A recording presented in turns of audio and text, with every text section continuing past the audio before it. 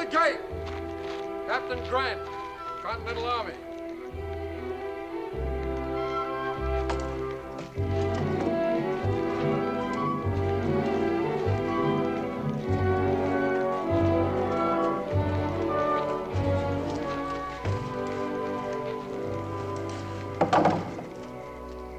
If you're looking for a room, you're just playing out of luck. The tavern's closed for the night. No, I'm not looking for a room. I'm looking for a man named Boone, Daniel Boone. I reckon you come to the right place. He lives right nearby. Good. Should be kind enough to direct me, please. Wouldn't do no good. He ain't at home. He and his missus started out for Salem yesterday. Yesterday? Well, then I might still overtake them.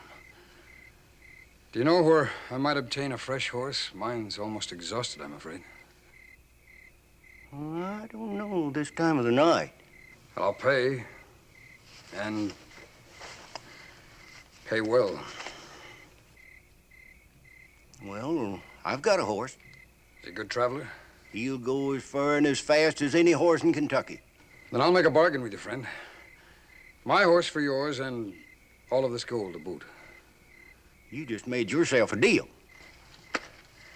Now, if you'll be good enough to change my saddle and gear, I'll warm myself at your fire. Help yourself, and it'll be a pleasure. Thank you.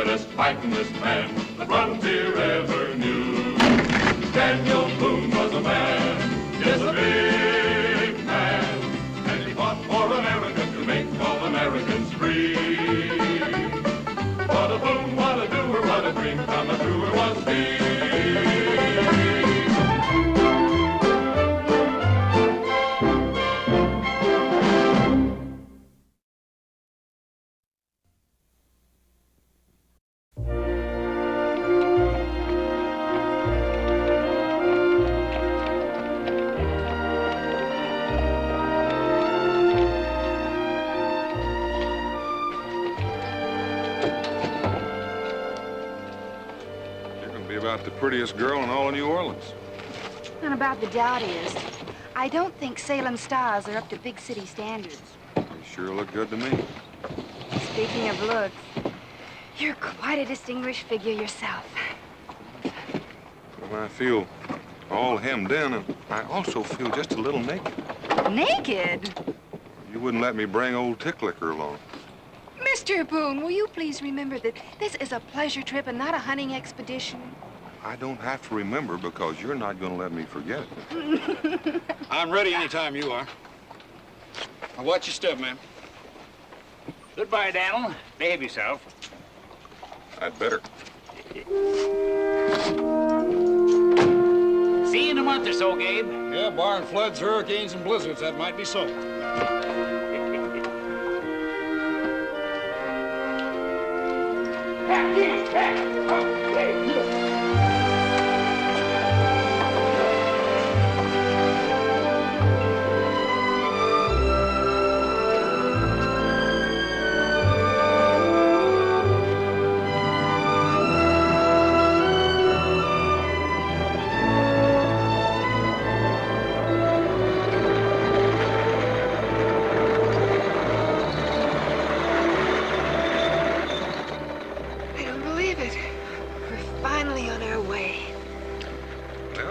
Married, I promised you a honeymoon. Of course, it's a little late. A little late? At least you can't say I've gone back on a promise. No. there's lots of other things I could say. Like what? Like, it's been the most wonderful years a woman ever spent. Even without a honeymoon? I don't really think I've ever had time to miss it. Well, now, Becky, you've had a pretty hard life. A hard life. Building a home and raising a family. Oh, Dan, what else is there in life? Pretty clothes, fancy parties, people to wait on you hand and foot. Piffle, I don't give a hoot about things like that. You don't? No. Well, let me tell you, whether you care for them or not, that's what you're going to get when we get to New Orleans. You know, if you try real hard, I might get to like it. Then where would you be? I'm looking for another wife. You wouldn't dare.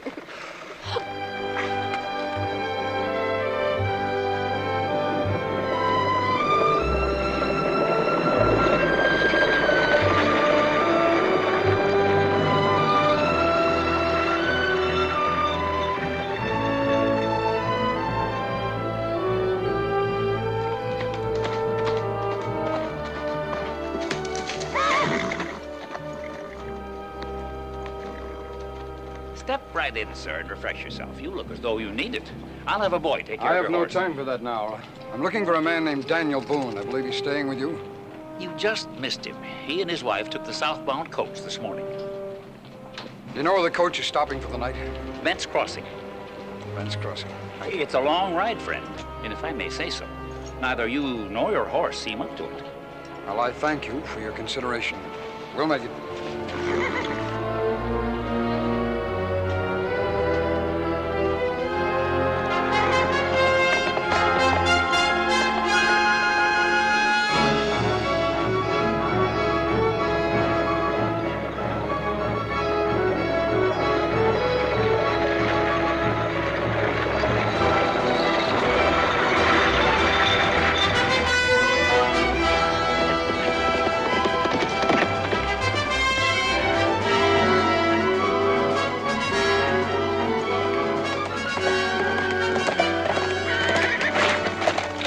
Step down, gentlemen, and refresh yourselves. I'll have a boy. Have you seen a horseman pass by here within the hour? That I did, but not within the hour. I'd make it closer to a half or less. Seemed in a hurry, he did. Which way did he go? Southward toward Bent's Crossing, trying to catch up with Daniel Boone. Thank you.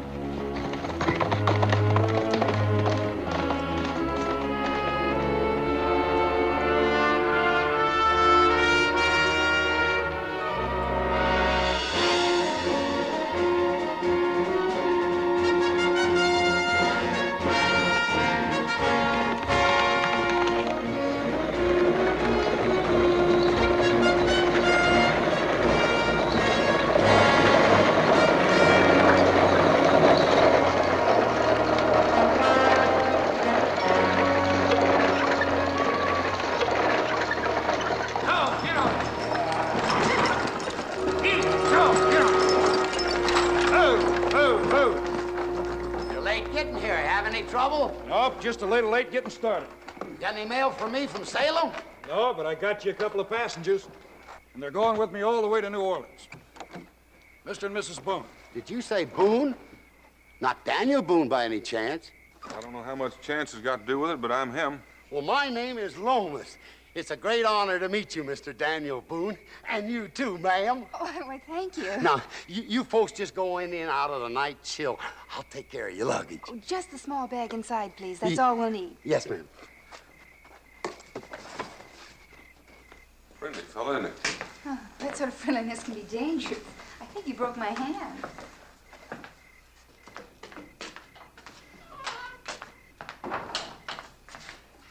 Supper will be ready pretty soon. I guess you folks would like to freshen up. I'll show you your room.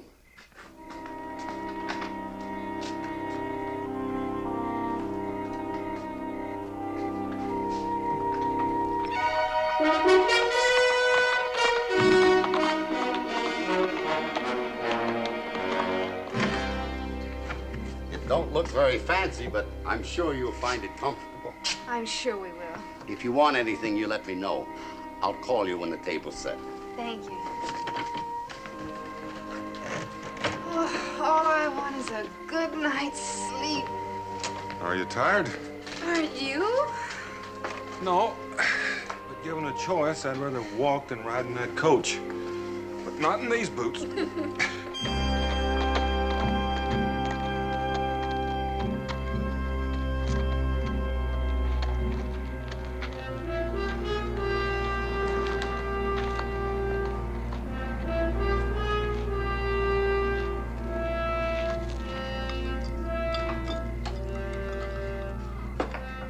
Good evening, sir, and a hearty welcome. I can offer you both food and drink. Later, perhaps, landlord. Right now, I must speak to a certain Daniel Boone. I understand he's lodging here. Right you are, sir. He arrived not more than a half hour Will ago. you be good enough to call him for me, please?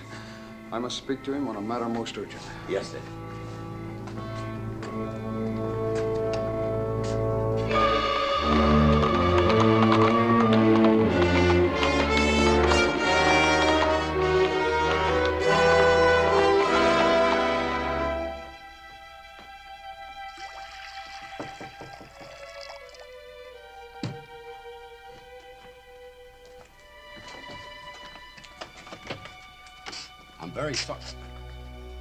I'm very sorry to disturb you, Mr. Boone, but there's a gentleman in the dining room. He says it's very urgent that he speaks to you right away.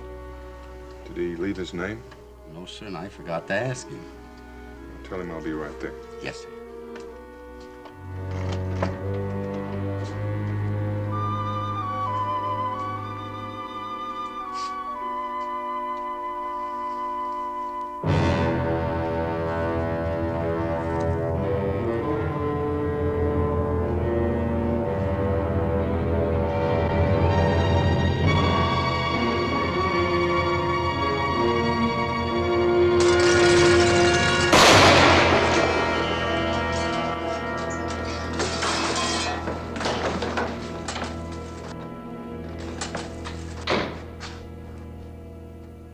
Mr. Boone!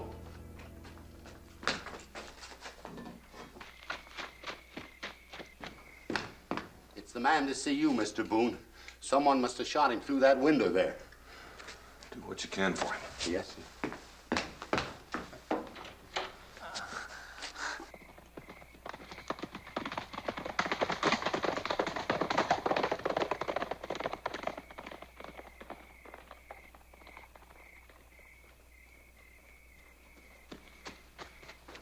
There were two of them, Mr. Boone. I was just coming from the stable when I heard the shots. Well, it doesn't matter. They got away.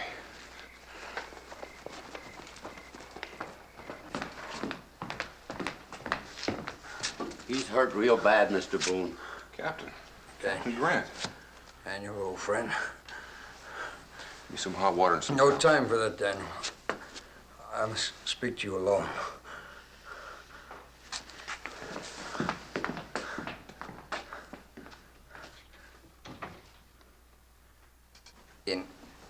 Inside pocket of my coat.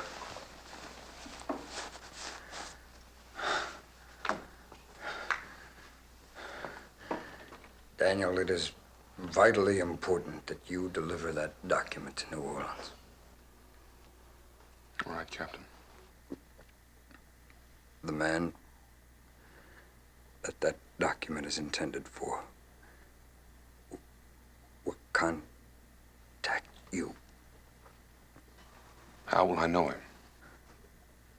By a code phrase. He will say these exact words to you, Daniel. You are Mr. Daniel Boone of Boonesboro, Owsley County, Kentucky. Those exact words, Daniel. I'll remember. Then Godspeed, old friend. Daniel, guard the document well, for they will surely try to kill you for it. Just as they have killed.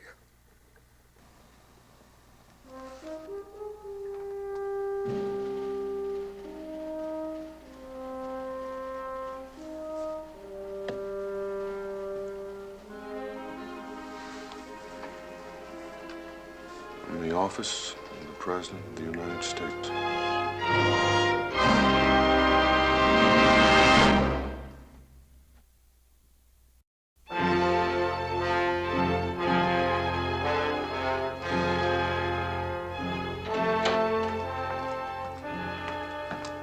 Your friend won't need this anymore. I thought you might in case you're unarmed. When does the next northbound coach come through? 2 days from now. My wife is still sleeping. Will you give this to her when she wakes up? I'd appreciate it if you look after her and make sure she's on that coach to Salem. And Mr. Loomis, don't talk to anyone about what happened here this evening. You can trust me, Mr. Boone. I'll be on my way. It's urgent that I get to New Orleans. Without rest? I'll be all right.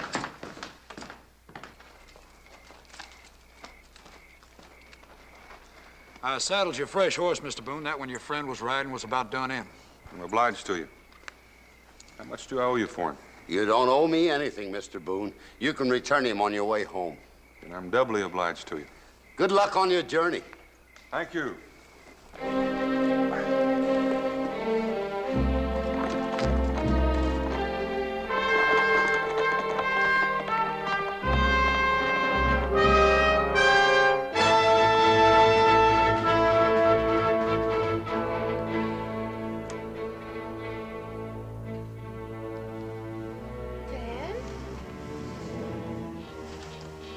Dan.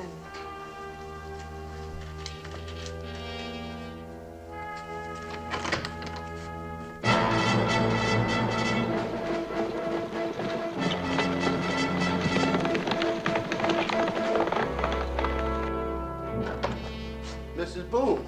Oh, Mr. Loomis, where's Mr. Boone? Well, it's like this, ma'am. Mr. Boone had to leave. Had to leave? Yes, ma'am. He said to give you this. Thank you. Dear Becky, I don't like leaving you alone, but I have to get to New Orleans in a hurry. I can't tell you any more except I couldn't take you with me. I've left money and instructions with Mr. Loomis to see that you get safely back to Salem. Wait for me there. Love, Dan. I simply don't understand this. It's not like Dan to just up and leave without some explanation. Well, all I know, a man rode in asking for your husband and gave him some sort of a message. A man? What man, and where is he now? Captain Grant. He's gone now.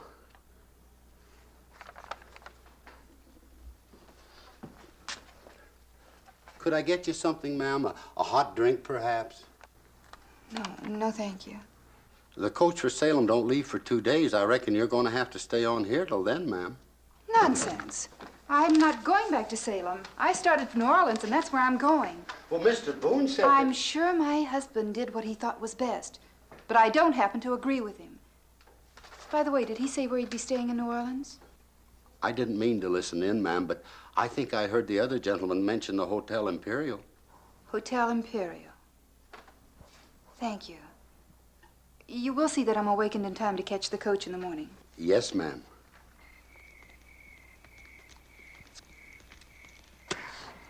For my part, I'm glad it's done. I find I have no taste or talent for assassination. What makes you think it's done? I have never missed a stationary target at 15 paces, even if the light was bad. Nor have I. You saw the man fall. Why have any doubt? Because I think Boone was the intended messenger, and Grant might have lived just long enough to pass along that dispatch. Are you suggesting that we kill Boone, too? From what I hear about the man, it may be necessary. He has a reputation as a man of great integrity, and Lord Brisbane's orders were to intercept that message at all costs. And where will we find Boone? I fancy he'll be on that coach tomorrow. It's quite possible we may have to kill the driver, too. How can you sit there and talk about murder as though it were a game? I dislike that word, murder. What else would you call it? A matter of political necessity. Yes. Take my advice and get some rest.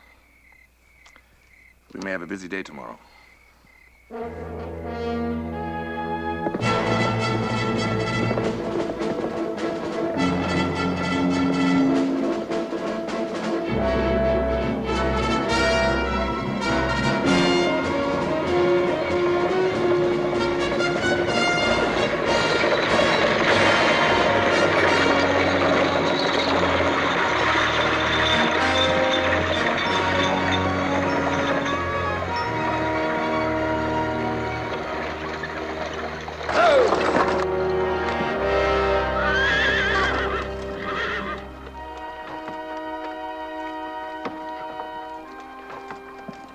Driver, is something wrong? Tree across the road. I may have to unhitch to haul it clear.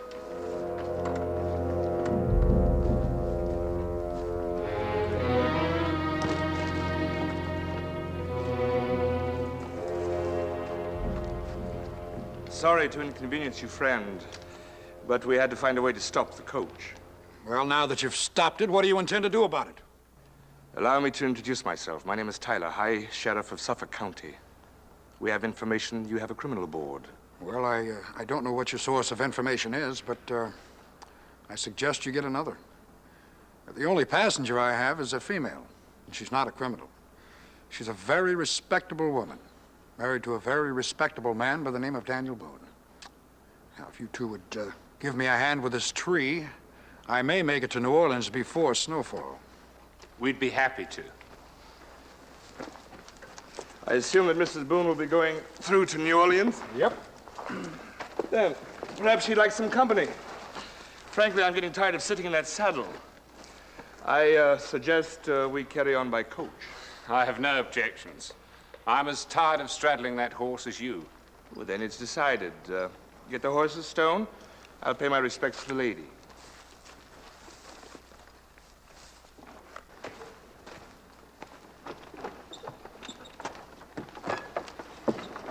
Mrs. Boone? Yes? Would you object greatly if two saddle-weary gentlemen shared the comfort of your coach? Well, it's hardly my coach. And I assure you I have no objections. It's rather boring traveling alone.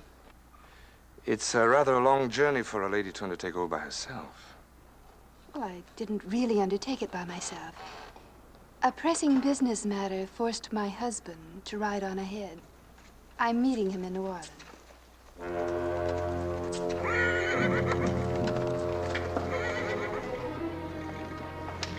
If you'll excuse me, ma'am, I'll make sure my horse is tied to lead. I thought time was important to us. If we ride this coach, it'll set us back a day at least. And save us more than that in New Orleans. How would you find a man you've never even seen in a crowded city? Mrs. Boone should serve our purpose very well.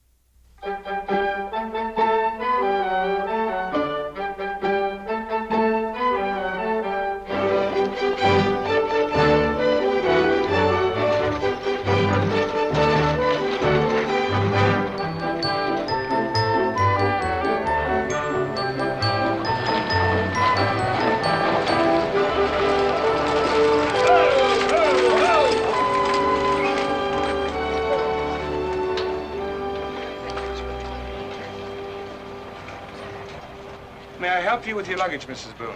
Oh, would you mind waiting a moment, Mr. Tyler, till I see if my husband's here? It's possible he couldn't get accommodation. Are you just staying here, or are you going on to the coach stop? We'll be going on, driver, just as soon as we made sure that Mrs. Boone has found her husband. If he's here, she won't have much trouble finding him. And what do you mean by that? Why, his size. He's the only man I ever knew that was big enough to hunt bear with a willow switch. Why, down in Kentucky country, they tell a story about him. Seems he came into a tavern one day riding a moose and carrying a wildcat under each arm, using a rattlesnake for a whip. If you don't mind, sir, I'll listen to your story later. Right now, I think I'll see that Mrs. Boone is all right. Now, actually, I never believed that story. I mean, I never heard of no rattlesnakes in that country. I always figured that whip had to be a copperhead or a cottonmouth moccasin. You'll excuse me for a moment? But don't take too long.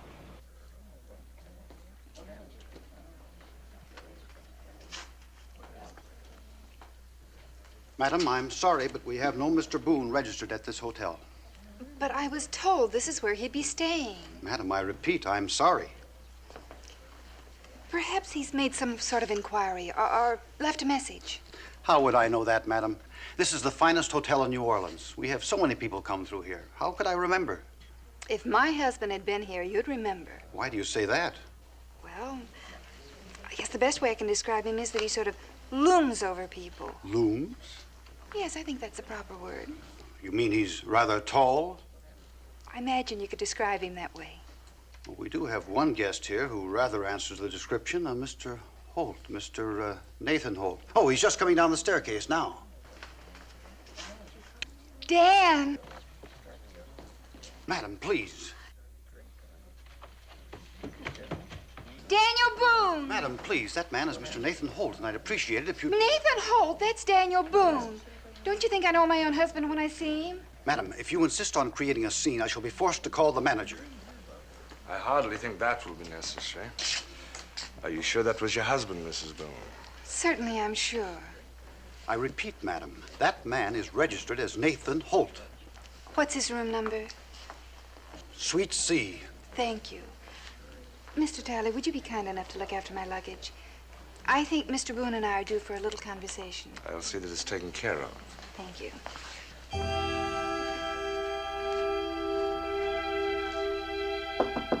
Dan?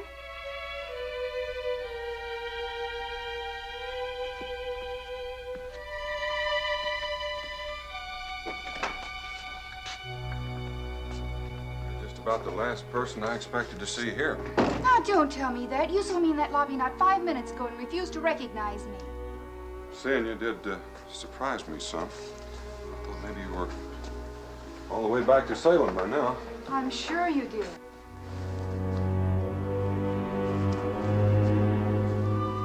Well? Are you going to tell me what this is all about, or do I have to pry it out of you? To tell you the truth, you know as much about this as I do. All I know is I wish you hadn't have come.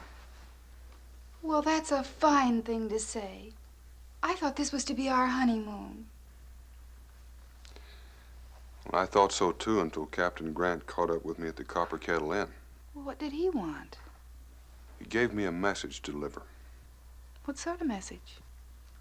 I don't know that either, except that it's from the President of the United States.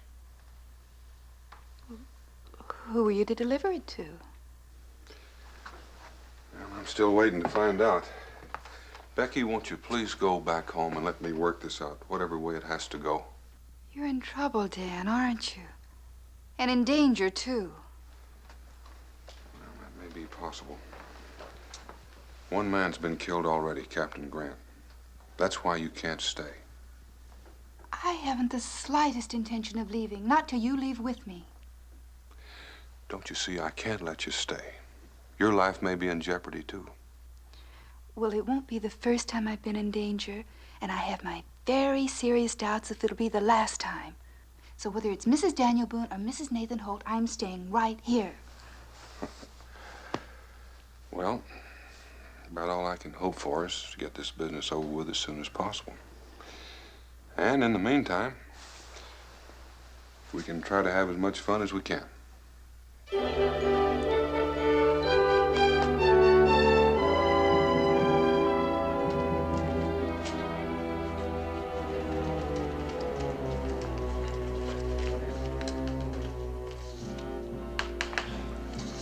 Would you see to it that Mr. Holt gets this as soon as possible?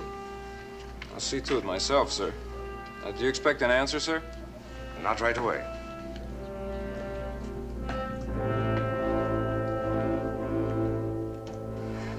Do you like it, Dan? Well, I gotta admit it's different from those gowns we looked at back in Salem.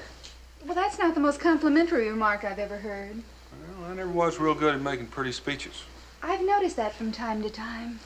But I always was real good at knowing a pretty girl when I saw one. I was even lucky enough to marry one. Oh, I'd almost call that a pretty speech.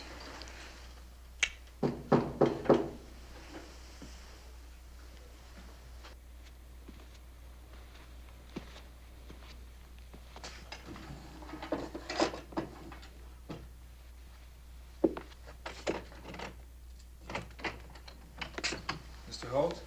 A gentleman just gave this to me for delivery. He said it was quite urgent, but that he expected no immediate reply. Did the gentleman happen to leave his name? No, sir, he didn't. Well, thank you anyway. You're welcome, sir. Good night.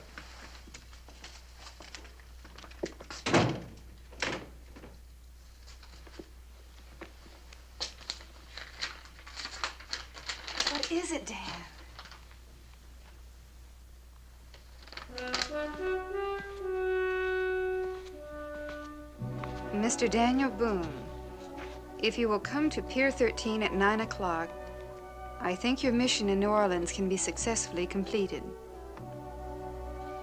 Looks like that party we were planning may come off a little late. You're going? I don't have much choice. One man's already been killed. This could be a trick. Well, that's a chance looks like I'm gonna have to take. I'll give you 2 hours. And if you're not back here by then, I'm gonna come looking for you. Becky, no.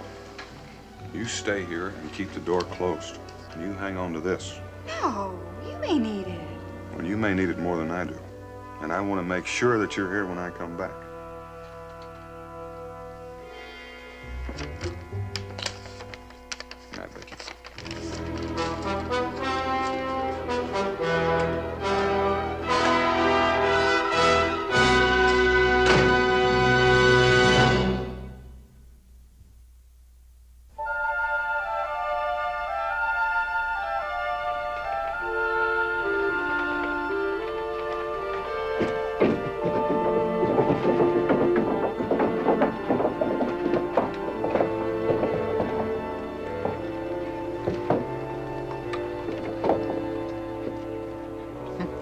I must say, Mr. Boone is prompt in keeping his appointments. It's 9 o'clock exactly.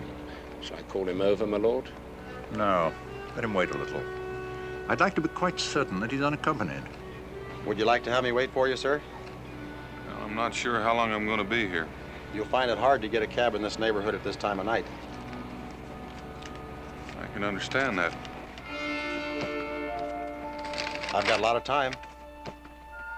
Friend, you could die of old age, and I sure could run out of money while you were waiting for me. Thanks just the same.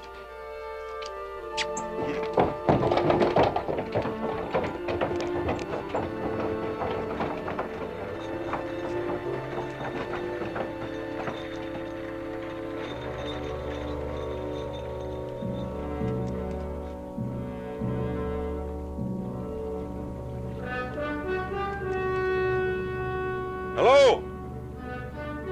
Anybody here?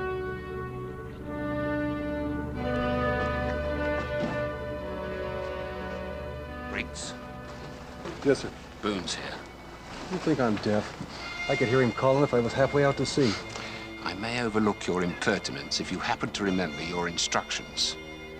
We close in when you call, Governor. And we don't kill him till we find out if he's got the bakers. You have a remarkable memory, Briggs. Remarkable.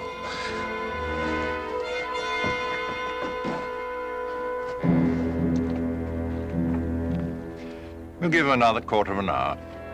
By that time, Tyler should have Mrs. Boone in custody, in case we need her. But Boone may leave by then. Look for yourself, Mr. Stone. Boone is a very loyal man, and loyal men are extremely apt to be patient. I think we can be confident that he'll remain a while. If he starts to leave, we'll simply call him in.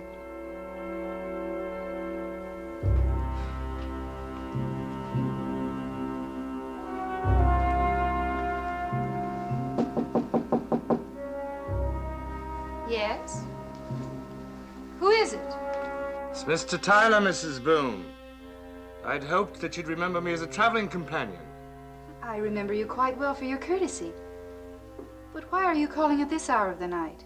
I offer my abject apologies, but I have a message from your husband. May I come in? Just a moment, Mr. Tyler.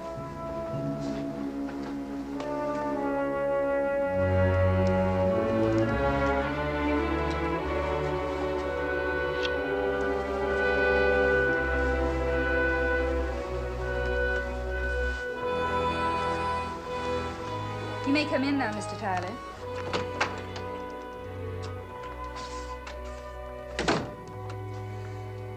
I apologize again for the intrusion, but the communication seemed most important. I'm sure that it must be. I'm sorry to be the bearer of bad tidings, but Mr. Boone is hurt. He's asking for you. Dan's hurt? Yes, ma'am. How did it happen? An accident, Mrs. Boone. A runaway carriage. He's at the doctor's office now, so if you'll come with me. Mr. Tyler, how do you know that Mr. Boone isn't in the next room safe and sound? But he can't be. I don't know what you mean. In plain words, Mr. Tyler, I think you're a liar. And I've been a very foolish woman. I didn't realize I was so obvious. You weren't until just now. That was my stupidity. I should have realized before why you and Mr. Stone held up the coach. My congratulations, Mrs. Boone, on your perception. And mine to you on your duplicity. Now, what have you done with my husband? Nothing yet.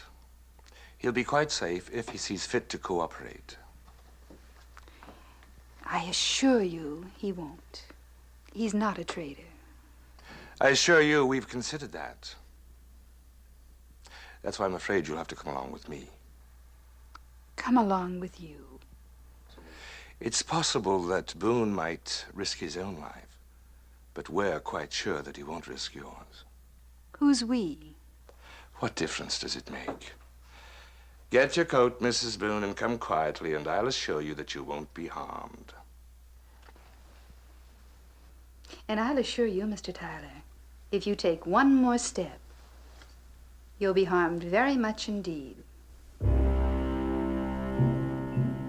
Are you trying to frighten me, Mrs. Boone? No, Mr. Tyler. I'm just trying to save you from what might possibly be a great deal of pain. You're bluffing. You'll never know unless you take one more step. Then I think I'll call your bluff. Don't do it, Mr. Tyler. I'm warning you.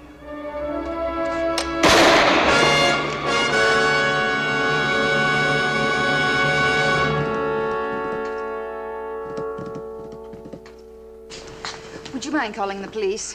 Well, madam, I can understand you being upset. I imagine the report you heard a moment ago may have sounded like gunfire. It was gunfire. I shot a man. Now, would you please call the police? Mrs. Holt. And I prefer to be called by my right name, Mrs. Boone, Mrs. Daniel Boone. And the man's not badly hurt, but I do suggest you get a doctor. Excuse me, madame. Did I hear you say you are Mrs. Daniel Boone? That's right. Allow me to introduce myself. I'm the Marquis de Lafayette. I'm the one the dispatch your husband carries is intended for. Well, then perhaps you can help me find him. I think he's in great danger. I'm at your disposal, madame. Also my carriage and my escort. Do you have any idea where Mr. Boone might be? He left earlier in the evening to meet some man at Pier 13. 13. Then I suggest we waste no time in getting there.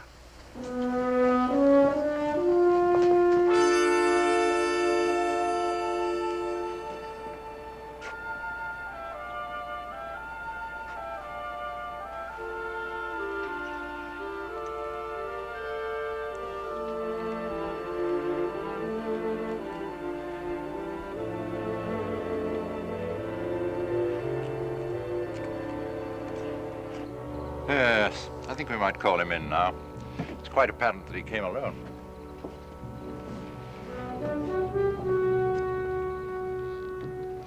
Mr. Boone!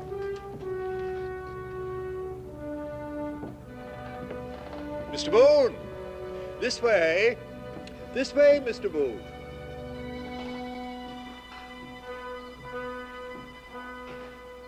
This way, Mr. Boone!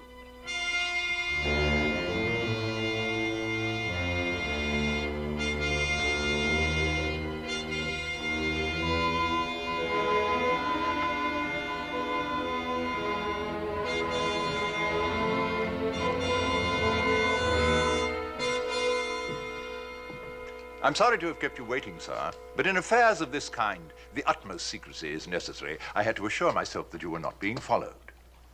You are Mr. Daniel Boone, are you not? I'm Daniel Boone. Who are you?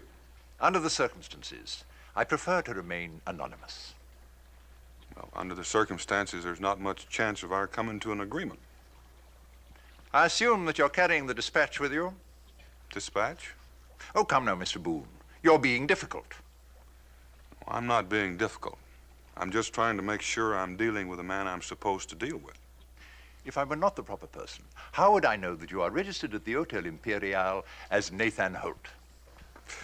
Well, thanks to my wife, half the folks in New Orleans know that. All right, then. If it will be of any help to you, I'll quote you the text of the dispatch you're carrying. Well, that wouldn't be much help either. I've never read it. Then what can I do to convince you? You've already convinced me, because you haven't said the right words yet. The right words? What are the right words, Mr. Boone? Well, if you were the man I'm supposed to deal with, you'd have already said them. So I just have to figure you might be one of the men who killed Captain Grant. Mr. Boone, I am not a murderer. And maybe you're the man who hires them, which to my way of thinking is a little worse. One moment, sir. I am a man who dislikes violence. But since you seem determined to be unreasonable... Well, I'm sort of opposed to violence myself. And I've been known at times to get mixed up in it. So why don't you stop talking before I lose my temper? You haven't heard me out yet. I've heard all I want to hear. I doubt that very much, Mr. Boone. You see, I'd heard that you were a patriotic and courageous man. We anticipated that you might prove a little difficult, so we've taken our precautions. Such as? We're holding your wife as a hostage. In principle, I dislike such things, but at times they become necessary. Well, how long have you been holding her? Oh, we arranged to have her taken in shortly after you left the hotel. It sounds very interesting. Yes, I fancied it might give you pause for thought. How many men did you send to get her?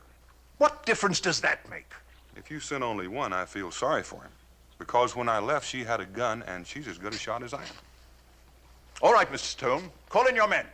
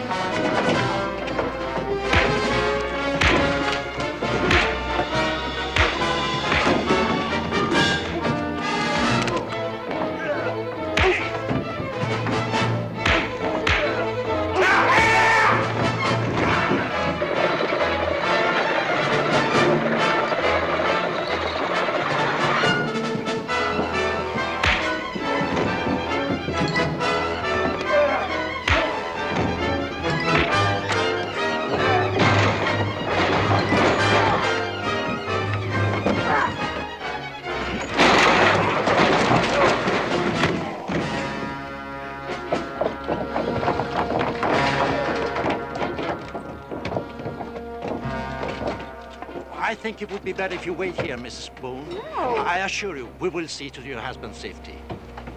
All right, man.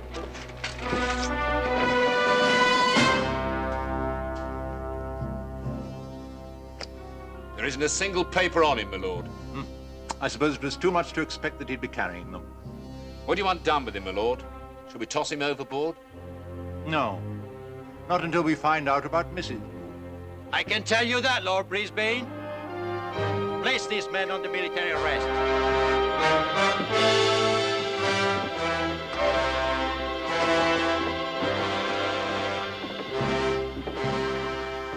Are you all right, sir? Well, I felt better in my time, but wherever you are, I'm sure glad you got here. So am I. I'm the Marquis de Lafayette. And you are Mr. Daniel Boone of Boonesboro, Owsley County, Kentucky. Those are probably the nicest words I've heard in days. I presume you're not carrying the dispatch with you. No.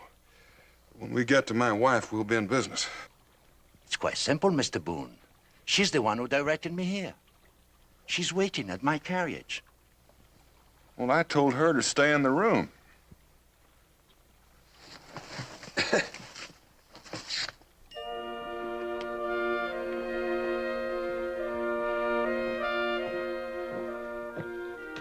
Dan.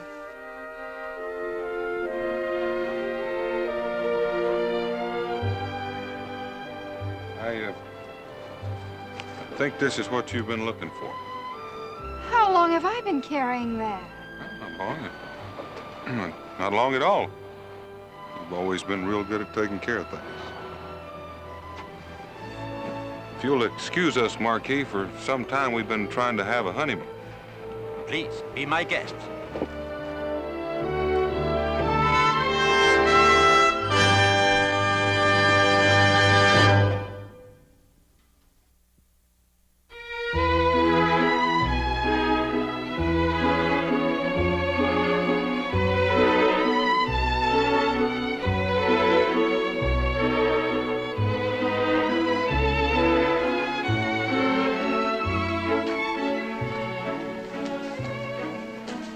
Madame, please accept my apologies for my interruption of the dance, but I thought you might be interested in the contents of the dispatch your husband was carrying. This is your country, Mr. Boone. From the Atlantic to the Mississippi. That's a lot of territory. Yes, Mr. Boone, I agree with you. A great deal of territory. But wait.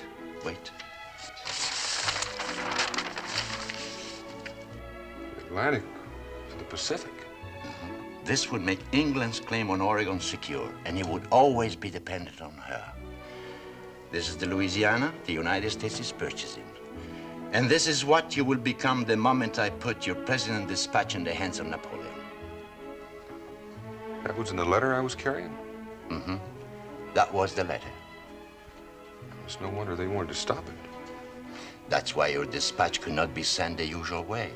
There are British warships off your coast, stopping every ship in hope of seizing it. But it still has to go by sea. From this port, on a French man of war. Your country should be very grateful to you, Mr. Boone. I can assure you, my country is. And now, if you will excuse me, I must say good night. Well, at least we know why we're guests of honor at the governor's ball. Madam, may I have the pleasure of this dance? Sir, I am extremely flattered. Shall we join the others?